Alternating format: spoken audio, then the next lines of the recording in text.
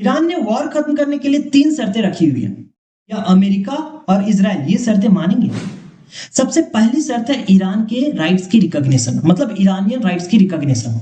मतलब ईरान कह रहा है कि उसको न्यूक्लियर टेक्नोलॉजी अपने एनर्जी नीड और मेडिकल रिसर्च के लिए यूज करने का हक मिलना चाहिए। साथ ही साथ बैलिस्टिक मिसाइल को रखने का भी हक मिलना चाहिए। क्यों? ताकि वो किसी पर अटैक ना करे लेकिन डिफरेंस बना हुआ रहे। साथ ही इराक, सीरिया, लेबनान और यमन में अपने रीजनल इन्फ्लुएंस को ओपनली एक्सेप्ट करवाना चाहता है। याद है 2015 का न्यूक्लियर डील? ओबामा के टाइम में ईरान को लिमिटेड यूरेनियम एनरिचमेंट का परमिशन मिली थी, लेकिन 2018 में ट्रम्प ने दिल तोड़ दी थी, ये डील तोड़ दी थी। अब ईरान फिर से वही डिमांड कर रहे हैं वो परमिशन मिले। दूसरी शर्त है कि अमेरिका और इजराइल को ईरान के मिलिट्री बेसेस, ऑयल रिफाइनरीज और सिविलियन इंफ्रास्ट्रक्चर का डैमेज का मुआवजा देना होगा, लेकिन सुपर पावर अमेरिका के लिए एक्सेप्ट करना ऑलमोस्ट इम्पॉसिबल।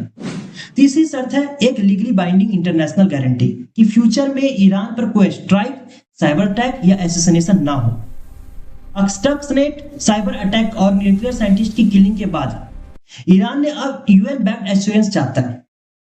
अब सवाल यह है कि अमेरिका और इजराइल ये शर्त मानेंगे या नहीं। इसकी चांस बहुत कम है, हो सकता है सिर्फ टेम्पररी सीजफायर हो, लेकिन ग्लोबल इकोनॉमी पर असर पक्का है।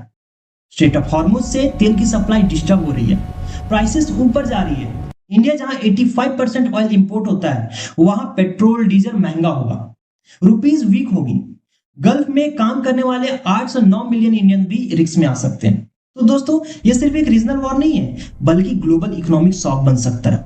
आपको क्या लगता है, अमेरिका और इजराइल ये शर्त मानेंगे या नहीं, या सिर्फ टेम्पररी सीजफायर हो सकता है? जो भी हो अपने विचार कमेंट सेक्शन में बताएं और फॉलो करें विवेक के विचार ऐसे ही पॉइंट ऑफ व्यू के लिए। जय हिंद।